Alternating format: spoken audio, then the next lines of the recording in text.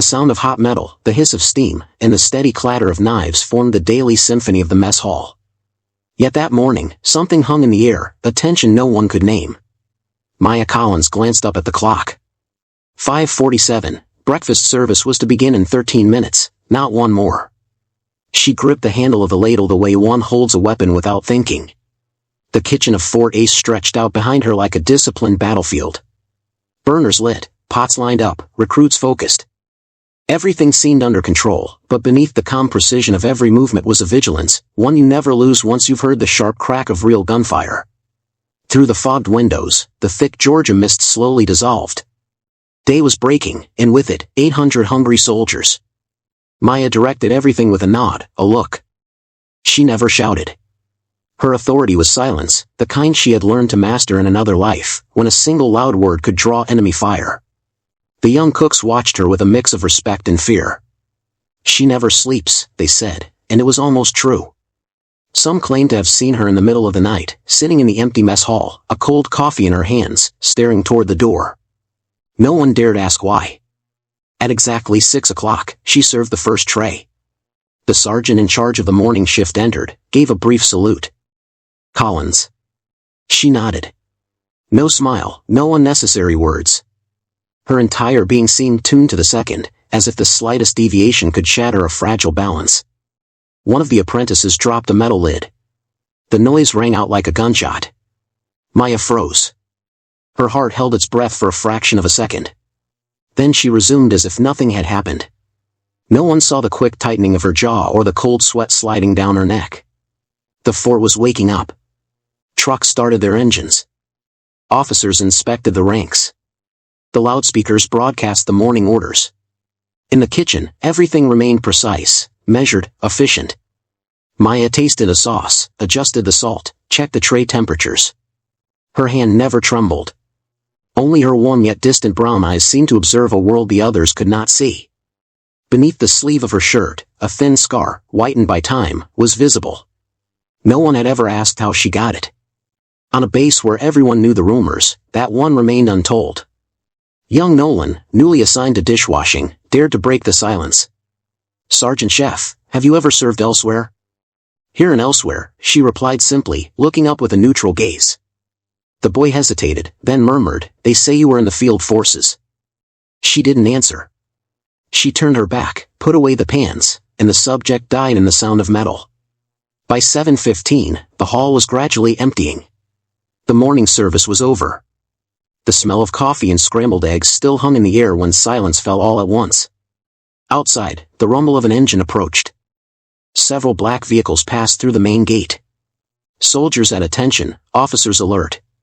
"Inspection," a cook whispered. Maya wiped her hands on her apron. Her eyes shifted to the window, just enough to see the stiff silhouette of a man stepping out of an SUV. Cap perfectly fitted, uniform immaculate, movement sharp. General David Rourke. In the courtyard, one could feel the change in the air. Wherever he went, the general carried with him an invisible pressure, the weight of careers hanging on his reports.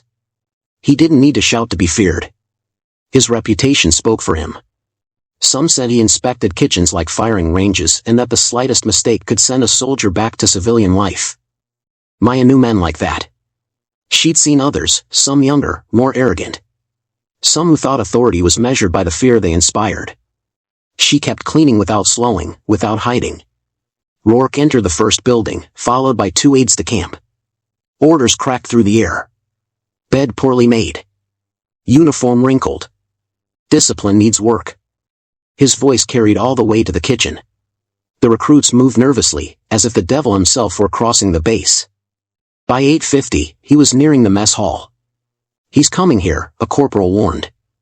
Maya finished cutting the vegetables, wiped the blade, and put it away. Her calm had something unsettling about it. When the door opened, everyone froze. General Rourke entered, followed by 2 officers. He swept the room with his eyes slowly, as one would assess a suspect area. His boots struck the tile sharply. "So this is where discipline comes to die," he said in a dry voice.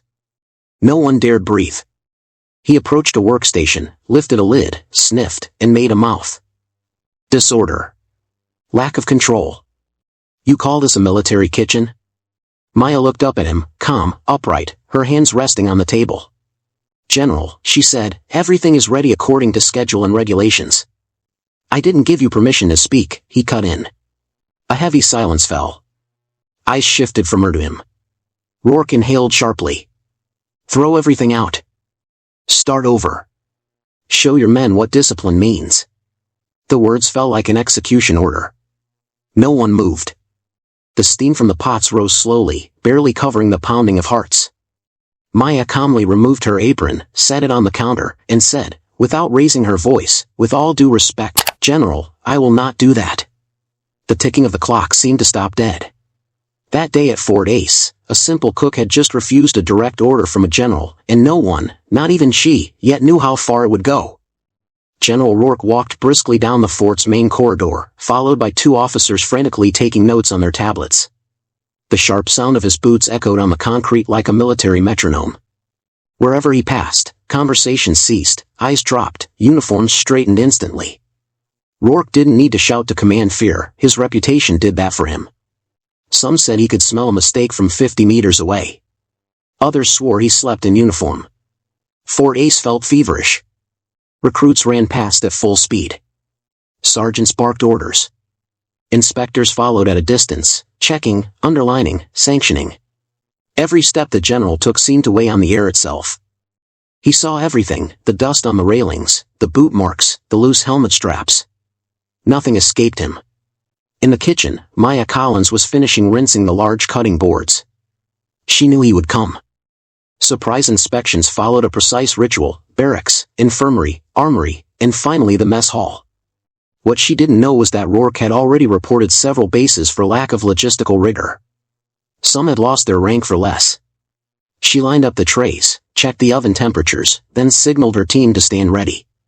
The young cooks were nervous. One of them, Jenkins, almost knocked over a bin of vegetables. "Breathe," she said softly. "We're not fighting, we're cooking." He nodded awkwardly, somewhat reassured. The minutes stretched across the thin wall. The sound of approaching footsteps could already be heard. Rourke was coming. Maya straightened, wiped her hands, and waited.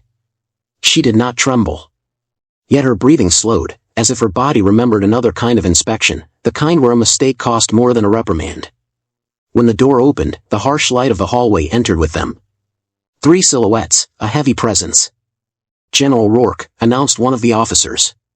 The general's gaze swept the room with surgical precision.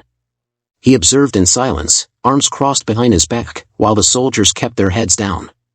"Who is in charge here?" "Sergeant Chef Collins, sir," replied an aide-de-camp. Maya took a step forward. "Present, General." Rourke didn't respond immediately. He slowly circled the kitchen, brushing the work surfaces with his fingertips. His eyes moved over the pots, the knives, the labels on the supplies.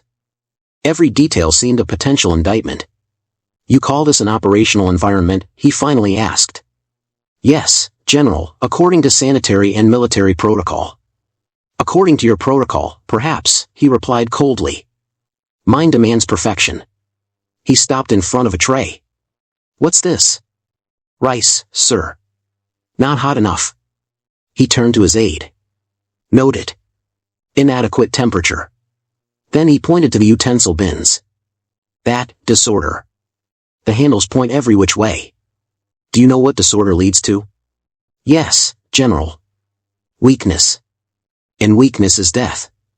There was nothing theatrical in his voice, it was sharp, mechanical, forged by years of unquestioned command.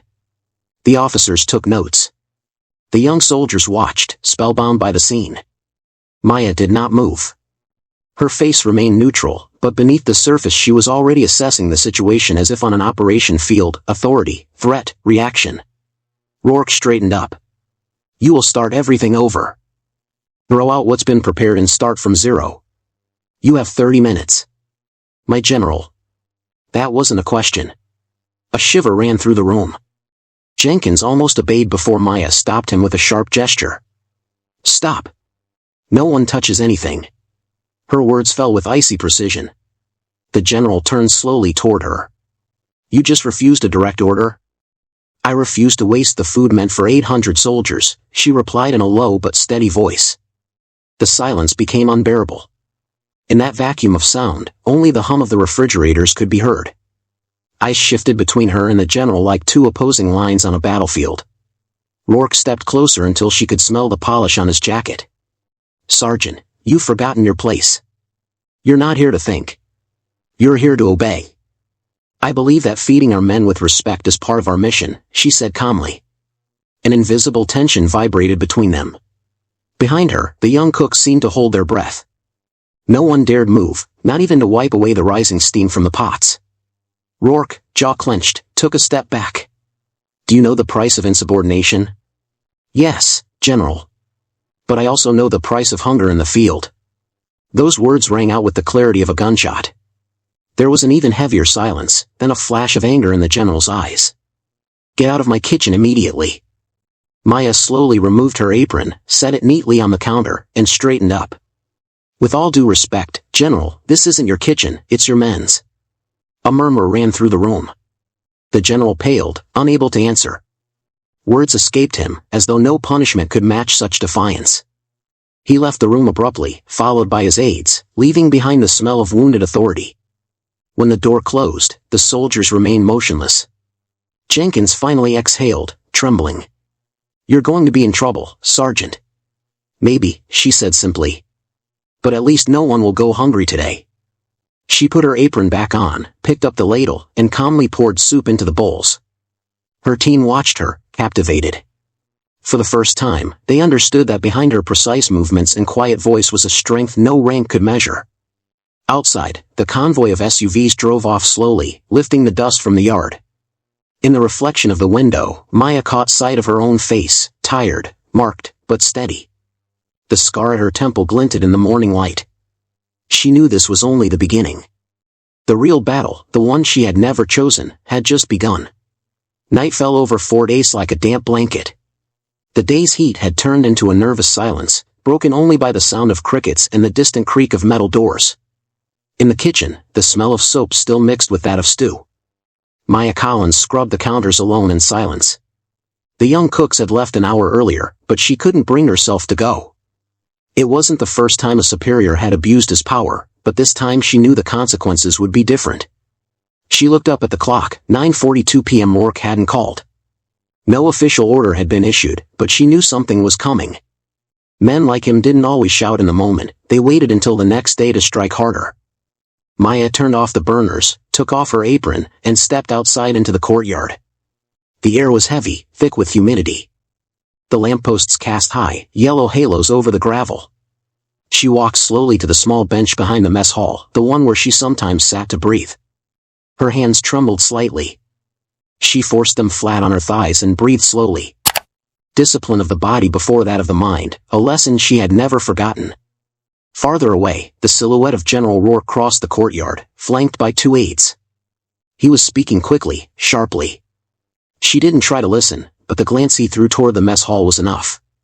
She would be summoned, not tonight, but soon. She returned to her quarters, a narrow room above the canteen.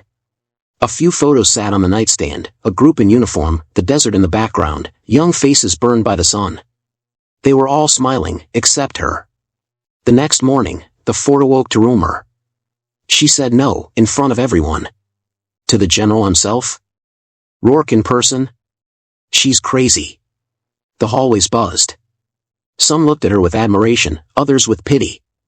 In a world where obedience was law, her refusal bordered on blasphemy. At 8 a.m., there was a knock on her door.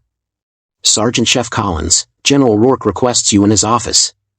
The messenger's voice trembled. She stood, put on her jacket, smoothed her sleeves, and went down. Her footsteps echoed in the empty corridor. Each meter felt heavier than the last. When she entered, the general stood with his hands clasped behind his back. On his desk lay an open file, her name written clearly on the front. "Sit down," he said. She remained standing. "You know why you're here?" "Yes, General." "You refused a direct order?" "You understand the gravity of that act?" "Perfectly." "Then explain to me why." She looked straight at him without lowering her eyes. "Because it wasn't a legitimate order. Because no regulation justifies throwing away food prepared for the troops." And because I've already seen men die for lack of a hot meal. Rourke stared at her for a long moment. His face, hard at first, seemed to waver for a second. You think you're more qualified than your superior to decide what's legitimate? No, General. But I believe blind obedience has never saved anyone. He drew a deep breath, then walked around his desk. You've served elsewhere, haven't you? Yes. Where? In several conflict zones. He studied her the way one studies a puzzle. You're not just a cook, Sergeant. She said nothing. The silence stretched until he lost patience. I want your full file on my desk before tonight. Yes, General. When she left, she met the curious eyes of the officers. None spoke, but all of them knew this woman had just opened a crack in the hierarchy. Throughout the day, the atmosphere at the fort shifted. The recruits, usually loud, spoke in hushed voices. In the mess hall, some greeted Maya with discreet nods, as if she had committed a forbidden act of courage. Others avoided her gaze, afraid of being associated with her. Young Jenkins helped her unload the supply crates. They say you're going to be dismissed, Sergeant. Maybe, she answered, stacking the boxes. And you're not afraid? She stopped, holding a box in her hands. Fear, Jenkins, is like hunger, you learn to live with it, or it eats you alive. That evening, she handed her file to the General's secretary. She knew what it contained, her missions, her medals, and the wounds she'd rather forget. As she returned to the kitchen, she felt the eyes following her. Someone whispered, she was on the front lines, I'm sure of it.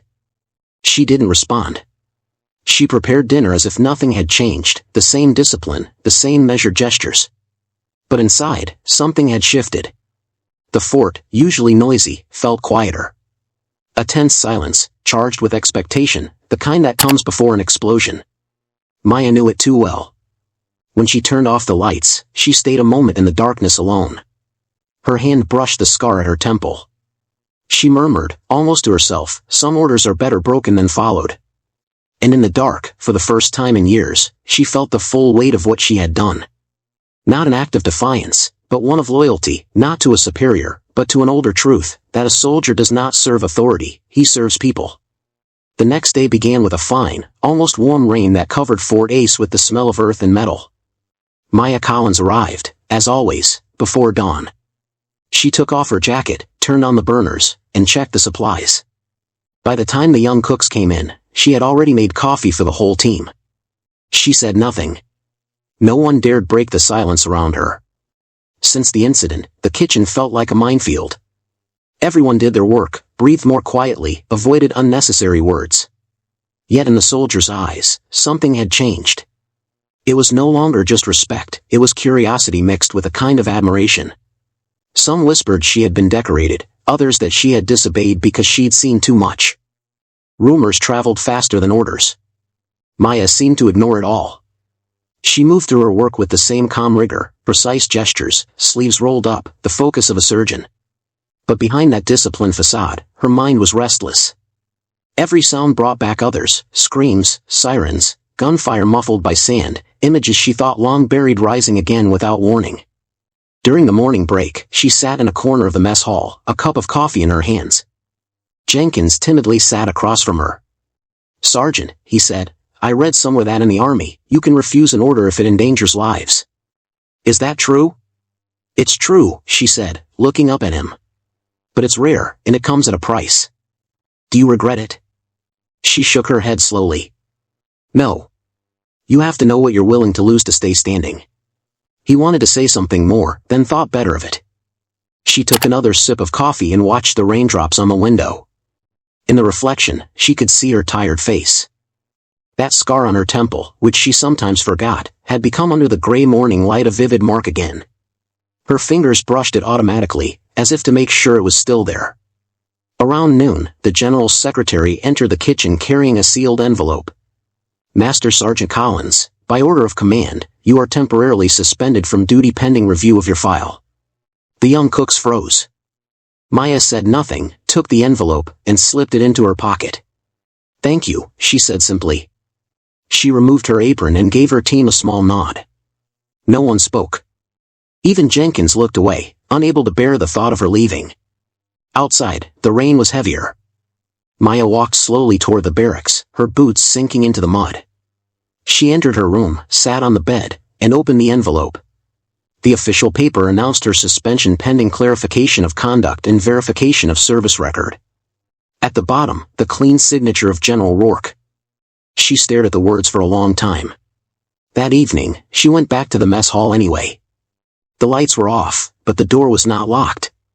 She went in, stood behind the work table, and ran her fingers over the utensils, the pots, the neatly arranged knives.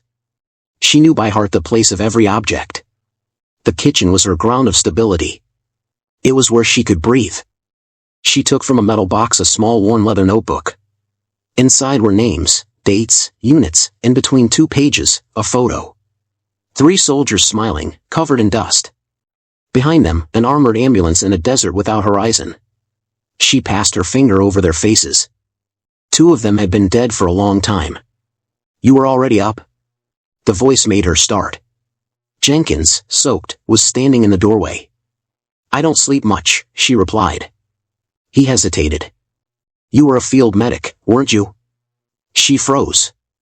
A long silence followed. "Who told you that?" "A corporal from the medical battalion. He said he saw you in Raqqa years ago." She slowly closed the notebook. "Then he's mistaken." But her voice had faltered, and Jenkins knew she was lying. When he left, she remained still, unmoving.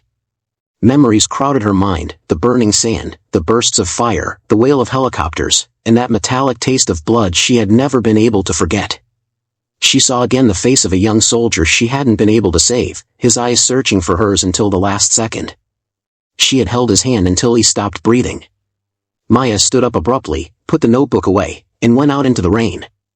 She walked to the deserted training field, the lampposts casting long, sharp shadows on the drenched ground. In the distance, gunshots echoed from the firing range. She stopped and closed her eyes. That sound didn't frighten her. It was the one she understood best. She murmured into the wind, "You think you can escape war, but it always finds you again." Under the pouring rain, her face lifted to the sky, Maya Collins stood for several minutes, straight, motionless, as alone as a soldier on the front line. She didn't yet know that the very next day, General Rourke would discover the truth that the entire fort still ignored, and that what he would learn about her would forever change the way he understood loyalty. The next morning, Fort Ace bathed in a pale sunlight.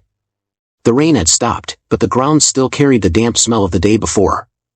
General Rourke arrived early, escorted by 2 staff officers. His tense face betrayed a sleepless night. In his office, a file was already waiting on the table. Service record, Sergeant Major Maya Collins. He stood still for a long moment before opening the brown folder. The first pages described an exemplary career, years of service, 0 disciplinary actions, several letters of recommendation. Then came the foreign missions, Syria 2013 to 2015, Somalia 2016, Operation Iron Shield 2017, brief, cold, administrative notes. But beneath them, the field reports told another story. Rourke read in silence. Maintained medical position under enemy fire for 6 hours without reinforcements. Rescued 12 wounded, including 3 in critical condition.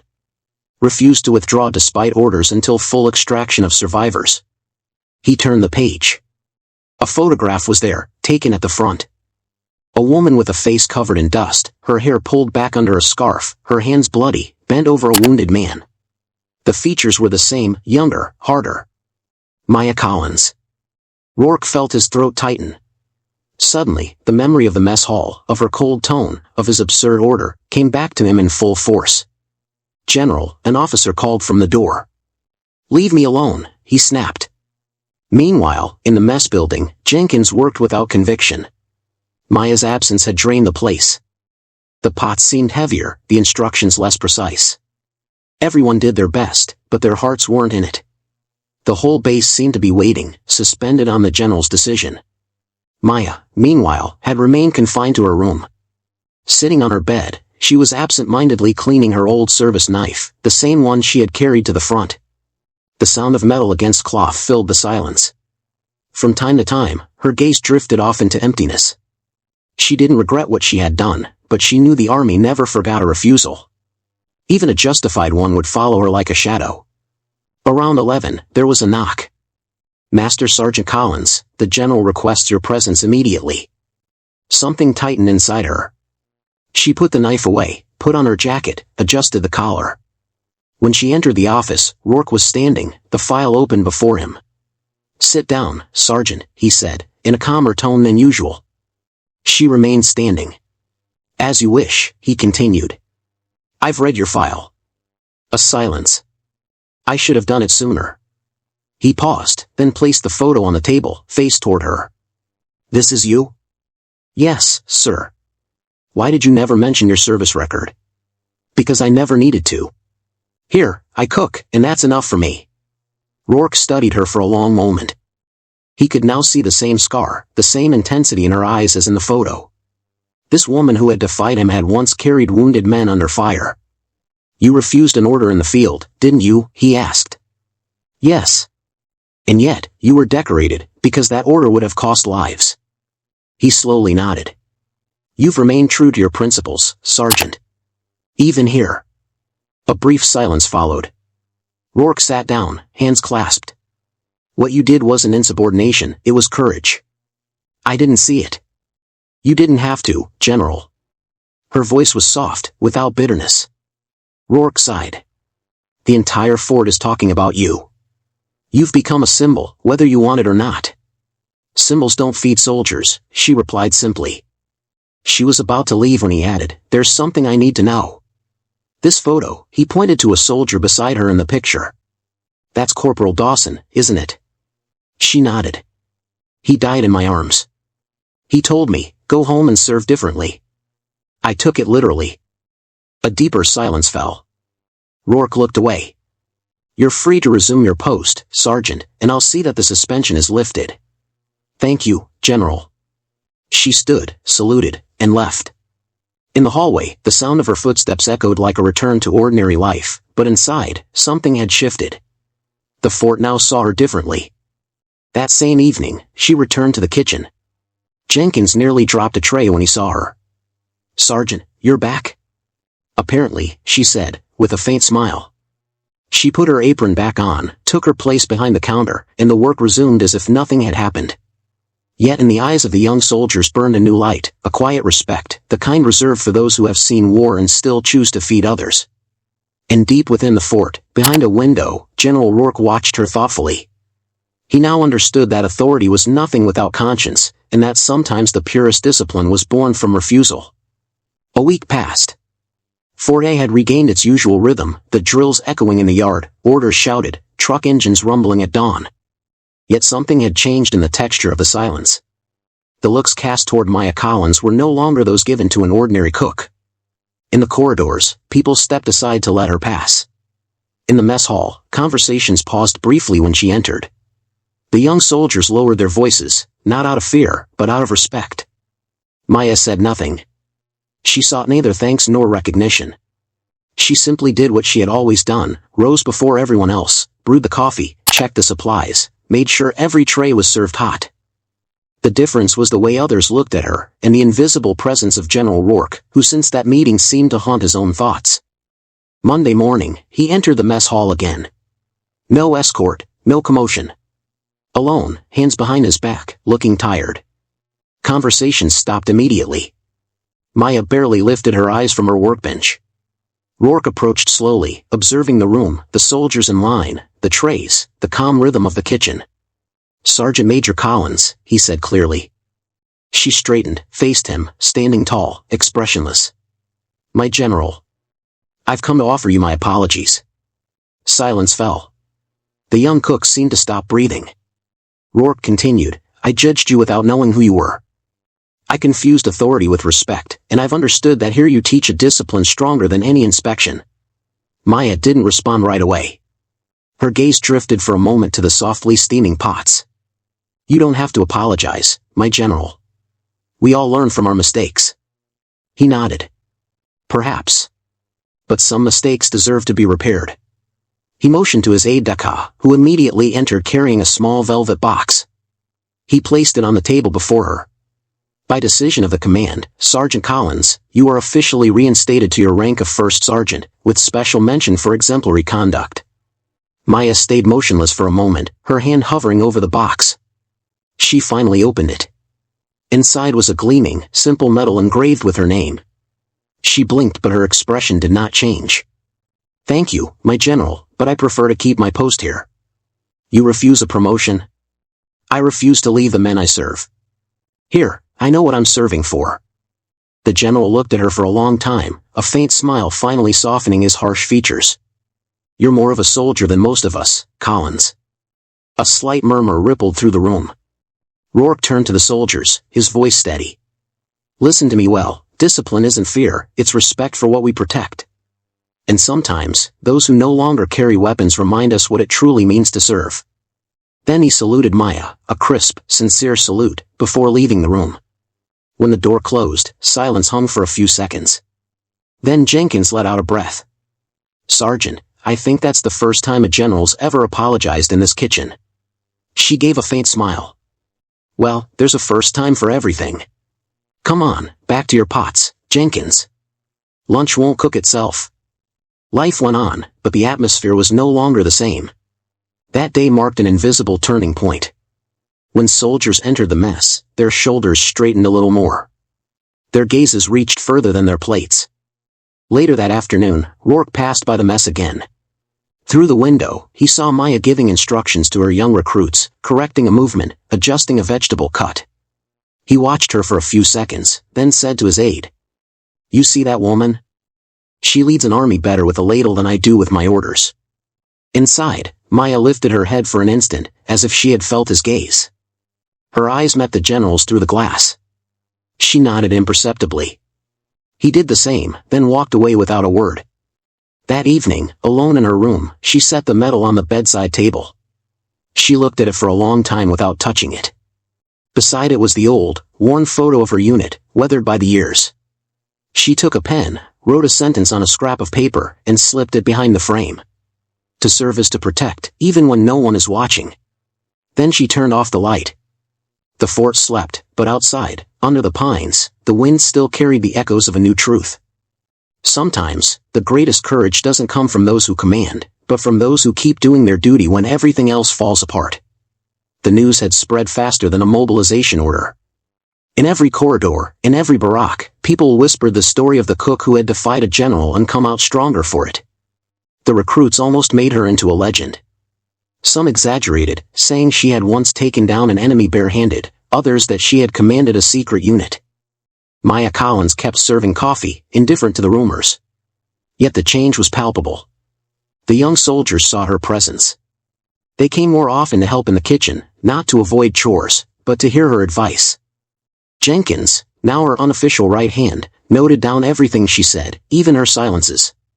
Sometimes, she gave him an amused look. "You think there's going to be an exam, Jenkins?" "No, Sergeant, but if there ever is one, I want to have all the answers." She shook her head, a faint smile at the corner of her lips, and kept chopping vegetables. But the fort was not made for silent heroes. In the shadows, some officers looked unfavorably on this new aura. A woman, a kitchen non-commissioned officer, respected more than captains, this disturbed them. People whispered that General Rourke was protecting a model insubordinate, and that authority would suffer for it. Rourke himself stayed silent. He watched, measured, and waited. One night, as the base was falling asleep, Maya went alone to the training grounds. The moon dimly lit the silhouettes of the wooden targets, the white lines of the shooting range. The wind made the sheets of metal on the hangar tremble. She carried an old, heavy bag, which she set down near a low wall. She opened it. Inside, carefully wrapped, was an M24 rifle, the one she had kept as a memento, officially deactivated but maintained with care. She checked the scope, adjusted the stock, breathed slowly. Her movements were precise, familiar, almost tender. She wasn't really aiming, she was looking through the scope the way one looks into a memory. In her mind, the sounds came back, the whistling of bullets, the burning dust, the muffled cries beneath helmets. Another night, on another field. She saw Dan again, his laughter, his voice. When you aim, you don't think, you listen to the silence. She closed her eyes, inhaled deeply, then pulled the trigger. The crack echoed in the night, sharp, clear, amplified by the emptiness of the field. Only a blank round, but the sound was enough to make her heart race.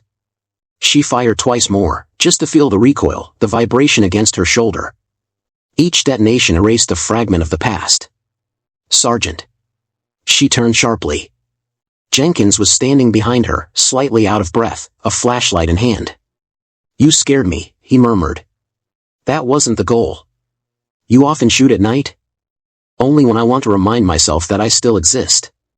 He stepped closer. "They said you were a sniper in Syria. Is that true?" She hesitated, then shrugged. "I was a nurse. But sometimes, healing meant protecting. And now, I protect differently." They stood in silence for a while. The wind rustled the leaves. The metal of the rifle glimmered faintly. Then Jenkins whispered, "The general watches you often, from his office." She gave a soft, joyless laugh. Then he must have time to waste. But she knew that wasn't entirely true. Since their conversation, she had felt the general's gaze on her, not one of superiority, but of observation. Perhaps he wanted to understand how a woman could live through war and come back to serve meals without bitterness. Perhaps he simply wanted to atone. In the following days, Maya noticed the atmosphere growing heavier. Some officers no longer greeted her. Major Wilkes in particular, an ambitious man, made cutting remarks about tolerated insubordination. She never responded, but Jenkins fumed. "You should put him in his place, Sergeant." "No, Jenkins. That kind of man punishes himself. All he needs is to talk long enough." Tension rose further when Rourke announced a major inter-unit exercise on the shooting grounds. Maya received orders to supervise food logistics. She accepted, not knowing that on that day, the past would strike harder than she expected. The night before the exercise, she stayed late in the kitchen. The fort slept, but she, unable to find rest, cleaned, organized, checked everything twice.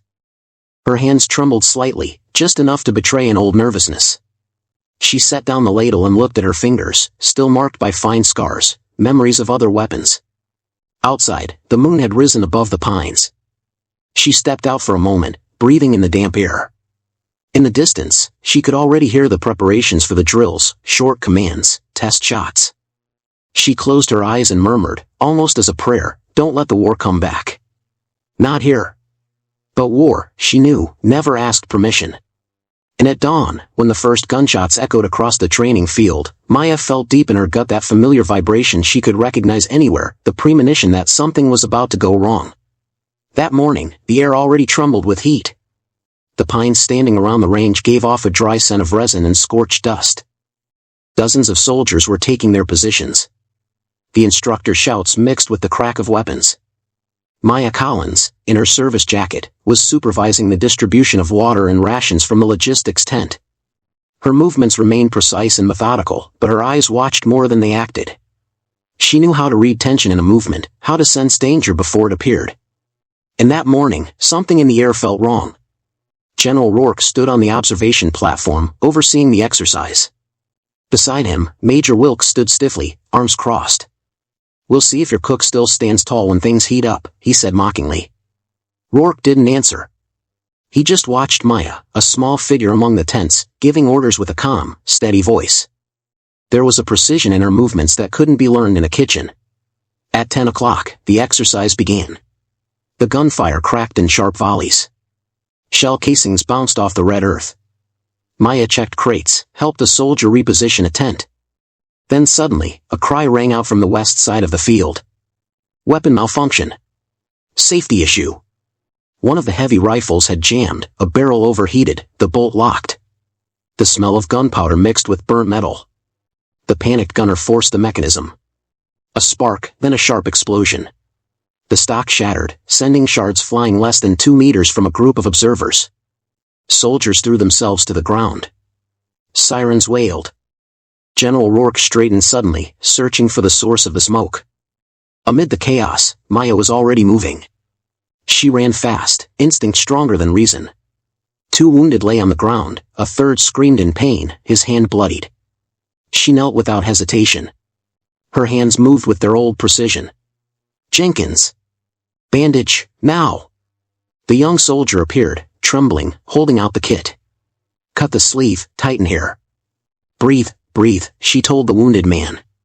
Her voice was calm, firm, the kind that people obey without thinking. Another shot cracked in the distance, a misfired weapon. The echo startled everyone. Maya lifted her head and saw a panicked soldier fumbling with a semi-automatic rifle, the bolt half-locked. "Lower that weapon," she shouted.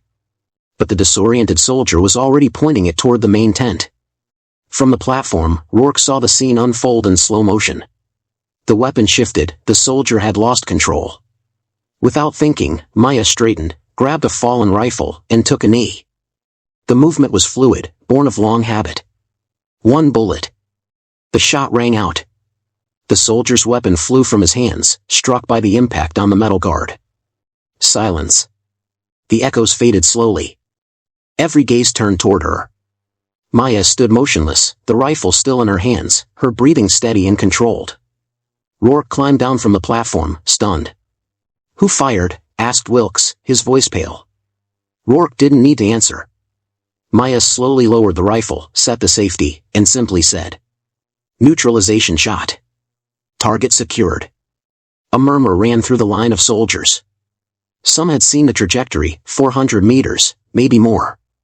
A perfect shot. Rourke approached, incredulous. "Where did you learn to do that?" "On the field, General." "Where missing meant losing someone." She set the rifle on the table, checked the wounded, gave evacuation orders. Everything happened with cold efficiency. By the time the medics arrived, calm had already returned. The general followed her with his eyes, realizing he had just witnessed a truth no report could ever contain. "I understand now," he murmured under his breath. Major Wilkes found nothing to say. Later, as the soldiers gathered for debriefing, Rourke spoke. "Today, a disaster was avoided thanks to the composure of a soldier. A true one, not because she fired, but because she knew when to." Sergeant Chef Collins stepped forward. Maya obeyed without hesitation. "Your calm and control saved lives. You remind us all that courage doesn't depend on rank, but on the moment one chooses to act." She saluted. "I only did what was necessary, General." Rourke looked at her for a long moment. In his eyes there was no longer discomfort, but a kind of pure respect, rare, almost silent. "That's exactly it, Collins, that's what needs to be done. Few people truly do it." That evening, the fort fell quiet again. Maya, alone in the kitchen, was cleaning the still damp floor as if nothing had happened. Jenkins slipped in quietly, still shaken. "You shot from 400 meters. How did you know?" "You never really know. You just feel it. And if you'd missed?" She looked at him seriously. "Then someone else would have died instead of me." She went back to work without another word. Outside, the crickets sang, and that night Fort Ace knew it had witnessed something that could only be seen once, the living proof that one could leave the war without ever denying it. 2 weeks later, Fort Ace seemed to have found its usual rhythm again. Training marches, shouted orders, engines rumbling, flags raised at dawn. But beneath the routine, a different current moved through the base. In their eyes, there was a new kind of awareness, almost reverence. Since the shooting range incident, no one saw Maya Collins the same way anymore. Some saluted her with almost religious respect, others avoided her, intimidated. She, as always, simply kept working, quiet, precise, never seeking recognition or glory. That morning, a red ribbon fluttered on the wall of the mess hall. A freshly mounted metal plaque gleamed under the light. It read, "To Sergeant Chef Maya Collins, for her silent courage and exemplary service." The soldiers had gathered, some in ceremonial uniform. General Rourke stood on the platform giving a speech. His voice, for once, carried neither hardness nor coldness. "Today we honor not a victory, but a lesson, the lesson of a woman who reminds us that to serve does not only mean to obey, but to understand what we protect." The entire hall listened in silence. But Maya was not there. Rourke knew it. He had asked someone to find her, but Jenkins had replied, "She's in the kitchen, General. Where she feels she belongs." While the applause echoed through the mess hall, Maya was preparing lunch. The steady rhythm of knives, the steam rising from the pots, the clatter of pans, that was her music. The world could turn outside. Here, everything stayed in its right place. Jenkins entered, a little out of breath. "Sergeant, they're dedicating the plaque for you. Don't you want to come?" "No," she answered softly. "I still have work to do. But the whole fort's there." She turned, a faint smile at the corner of her lips. That's exactly why they don't need me to remember. They need a hot meal. He wanted to insist, then stopped himself. He understood that her humility wasn't modesty, it was a form of peace. Outside, the ceremony was ending. Rourke laid his hand on the plaque, eyes distant. Some heroes don't fight to be seen, he said quietly. They fight so others can go on. Later, when the crowd had dispersed, he entered the kitchen. Maya was stacking trays as if nothing had happened. You should have been there, Collins. I was, General. I heard from the kitchen. You deserve those applauses. She shrugged. Applause doesn't feed soldiers. Rourke gave a tired smile. You're right, as always. But I'd like you to know this base owes you more than you think. You've changed how we understand the word service. She met his gaze without hesitation. I haven't changed anything, General. I just kept doing what I swore to do, protect, in my own way. He stood silent for a moment, then slowly saluted. At ease, Sergeant. When he left, Maya remained alone. She sat down for a moment and took a small crumpled envelope from her pocket. Inside was an unsent letter addressed to Corporal Don's mother. The words were simple. He kept his promise to the end. He protected the others. I came back, just like he asked me to. She folded the letter and slipped it back into her pocket. That evening, the sun set behind the pines, bathing the base in golden light. The kitchen was empty. Maya stepped outside into the courtyard and looked up at the banner lazily waving in the wind. The flag flapped softly, accompanied by the murmur of crickets. She took a deep breath and closed her eyes for a moment. The silence around her was no longer that of war or fear. It was a full, peaceful silence, the kind that comes with a mission accomplished. She stood there, motionless, arms crossed, her hair pulled back, her face calm. From the mess hall came the laughter of soldiers, the clatter of dishes, the voices retelling the story of the cook who had stopped a bullet. She smiled faintly, almost imperceptibly. The wind made the chains of the flagpole chime. In that quiet sound was everything she had ever wanted to say, and everything she had already proven. That one can survive war. That one can disobey to do what is right. And that one can serve their country without ever firing a single bullet too many. That night, Forte fell asleep under a clear sky, and somewhere in the silence of the mess hall, Sergeant Chef Maya Collins was putting away one last plate while the world outside was finally learning to hear the kind of courage that makes no sound.